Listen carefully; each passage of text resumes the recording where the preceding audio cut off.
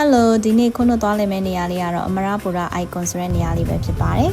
။မန်းလေးရေနာမှုကျောင်းရှိတက်တက်ရနေပြီးတော့ဥပိန်တရားဘက်ကိုသွားတဲ့လမ်းကိုတက်တက်လေးမောင်းလာခဲ့ပါတယ်။အဲဒီမှာဆိုရင်ဒီအမရပူရာ icon တို့ဆိုတဲ့ sign board ကလေးကိုတွေ့ရမှာဖြစ်ပါတယ်။ဒီသွားတဲ့လမ်းတစ်လျှောက်လေးကကျင်းပေမဲ့ကားနှစ်စီးတော့ကောင်းကောင်းရှောင်လို့ရပါတယ်။ဒါအခုဆိုလို့ရှိရင်ဝင်လမ်းလေးမှာမြင်နေရပြီပေါ့နော်။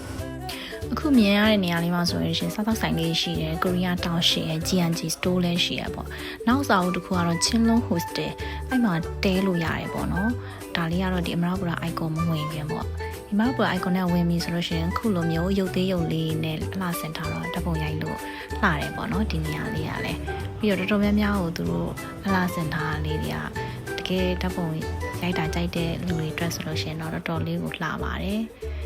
ဒီမိဘုံလေးဆိုလည်းအရန်လှတယ်။သူကစနေဈေးတန်းကကြတော့စနေတနင်္ဂနွေမှာဆိုတော့ခုနကတော့ဈေးတန်းနဲ့တော့မကြုံခဲ့ရပါဘူး။ဒါပေမဲ့ဒီမှာအများနဲ့ဖွင့်ကြတယ်လို့မျိုး restaurant တွေရှိတယ်။တခြားဖြော်ရည်ဆိုင်တွေရှိတယ်။ဒီအစာအုပ်ထဲမှာပဲဖွင့်တဲ့ဆိုင်တွေကတော့ရှိရပေါ့နော်။ပြီးတော့ဓာတ်ပုံရိုင်းဖို့လှတဲ့နေရာလေးကတော့အခုလိုလေးပေါ့နော်။တော်တော်လေးလှတယ်။ဓာတ်ပုံဆရာနဲ့ကင်မရာမန်နဲ့ရိုက်မယ်ဆိုရင်တော်တော်လေးကိုလှတဲ့နေရာလေးပဲဖြစ်တယ်။အခုဆိုမြင်နေရတာနောက်ခံတောင်တမန်အင်းပေါ့နော်။ထောက်သမန်အင်ဗီကိုလည်းဒီကနေကြည့်လို့ရတယ်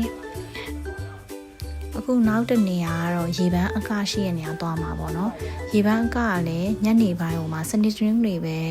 သူတို့ကပြတာဆိုတော့ခုနကဂျားရက်ဆိုတော့မမီခဲ့ဘူးပေါ့ဒါပေမဲ့ရေပန်းအကပေးနေရမှာဆိုရင်တောင်တမန်နောက်ခံ view လေးနဲ့အခုလိုနေရာလေးကတော်တော်လေးလှတယ်ဒီညမှာဓာတ်ပုံလာရိုက်ကြတဲ့ကောင်မလေးဆိုလည်းအများကြီးပဲဒီ view လေးကတော်တော်လေးလှပါတယ်ခုနကအိုင်နာမှာဓာတ်ပုံတွေအများကြီးရိုက်ခဲ့တယ်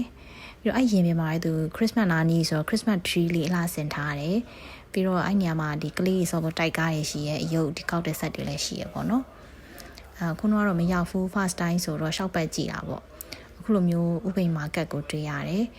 ပြီးတော့ဒီနေရာမှာပေါ့နော်သူတို့ရှိရဥစားလေးရေးထားတယ်အဲ့နဲ့ခုနသွားပြီးဆိုဒီမှာအချစ်ရွာဆိုလို့ရှိရင်လည်းသူဒီမှာပေါ့နော်ဝင်းနေဝယ်လုံးလို့ရတယ်ဆိုပြီးကြော်ညာကတ်ထားတယ်တချို့တငယ်ချင်းတွေကဒီမှာပဲ picnic ပုံစံမျိုးလာထွက်ကြတာကိုလည်းတွေ့ရတယ်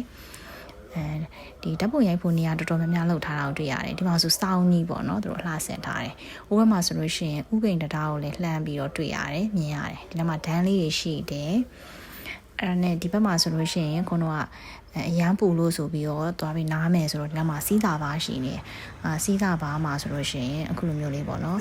sunset တိုင်းကိုကြည့်ရင်းနဲ့ဒီနောက်မှာအစားတောက်မှစားလို့ရတယ်အခုကတော့ဒီညနေ3 နာရီလောက်ကြီးဖြစ်နေတော့ထမင်းလဲစားပြီးပြီဆိုတော့အေးအေးလေးပဲမှာတောက်လိုက်တယ်အာလူကြော်လေးနဲ့ပေါ့နော်တက်ဖန်းရတာကြိုက်တဲ့သူလေးတွေကတော့ဒီနေရာကတော့တကယ်ကိုလာတဲ့ပါတယ်ဓာတ်ပုံရိုက်လို့ကောင်းတဲ့နေရာလေးအများကြီးရှိပါတယ်ကဲခွန်ကတော့ဓာတ်ပုံလှလှလေးအများကြီးရိုက်ခဲ့ပါတယ်နောက်ဗီဒီယိုမှာပြန်ဆုံမယ်နော်ဘိုင်ဘိုင်